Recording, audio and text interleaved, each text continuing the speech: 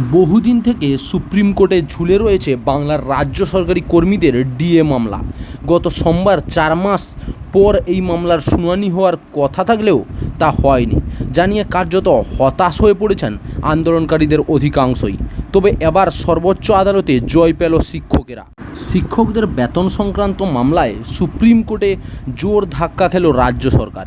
এর আগে কলকাতা হাইকোর্টের একক বেঞ্চ ও ডিভিশন বেঞ্চেও শিক্ষকদের পক্ষেই রায় দিয়েছিল।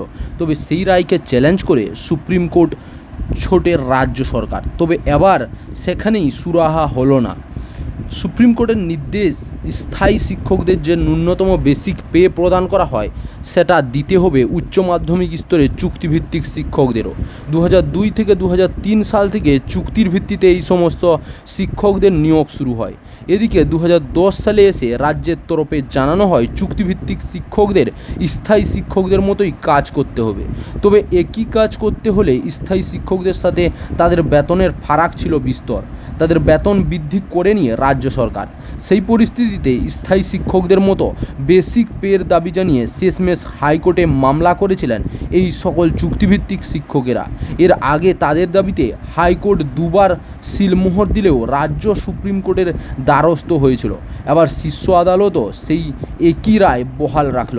চাকরির খবর থেকে শুরু করে নিয়োগের খবর থেকে শুরু করে ঝড় ঝঞ্ঝা, দেশ বিদেশ, রাজ্য, জেলা এবং আপনার শহরের খবর একটা চ্যানেল আমাদের newsbangla.com-এ সবার আগে আপনারা পেয়ে যাবেন। তাই চ্যানেলটাকে অতি অবশ্যই সাবস্ক্রাইব করে পাশ থেকে বেল আইকনটা ক্লিক করে অল নোটিফিকেশন অন করে রাখুন।